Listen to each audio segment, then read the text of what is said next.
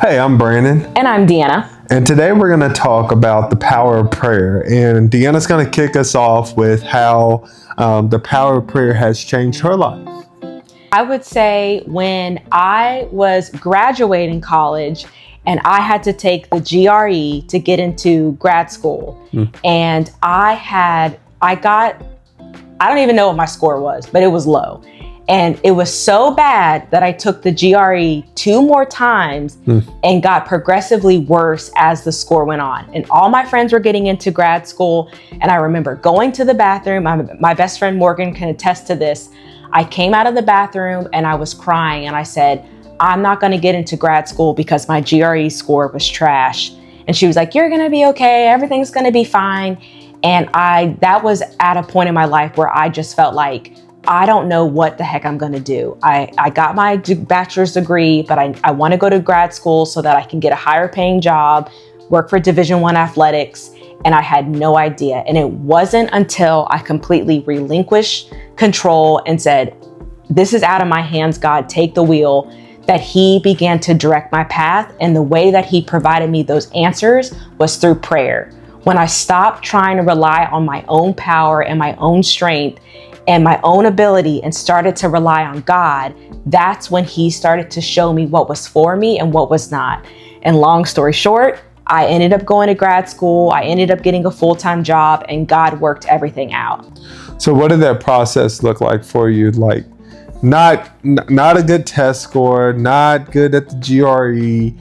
I'm assuming you applied for different graduate schools. What did that look like and how did you ultimately end up into graduate school and that process there?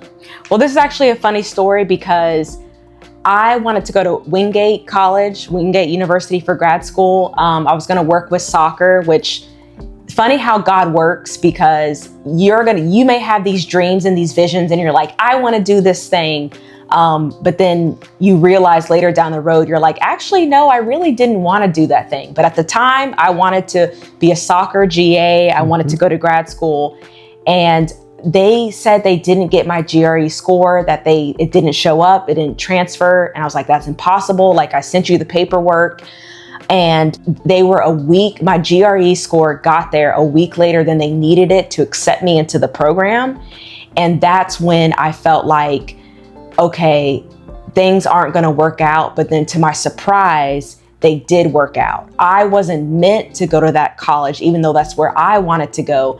God ended up calling me to the University of Richmond, where I met my future long-term friend, Steph Conrad, who's my awesome, great friend.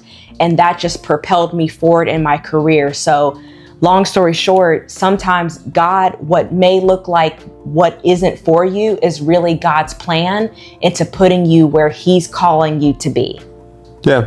So, I mean, for that person that's on the other side of this message here, like, what would you tell them if they're pulled between, let's say, where they currently are and where they wish or aspire to be, whether that's personal, professional, spiritual, whatever it may be in their journey? What would you tell that person? I would say, kind of like you said, when you feel like you're being pulled and it feels like a tension battle, that's when you know it's time to let go. That's when you know, and it's going to be cliche, that's when you know it's time to let go and let God. Give up control, give up ownership, let a higher power take control of where He's calling you to be. Have faith, trust Him, even though you don't know what's next, because honestly, and Brandon, I think you could agree with this, None of us know what's next. We don't know where God's calling us or what we're supposed to do, but we have to have faith and trust that He's going to show us where we're supposed to be and how we're going to get there. Yep. So in the closing of the power in prayer, if you need us to pray for you, or if you need prayer, please connect with us. DM Deanna or I, connect with us on LinkedIn as well, and we'll be happy to walk with you through this journey. And as always, thank you for checking out our episode, and stay tuned in 2 weeks for episode 7.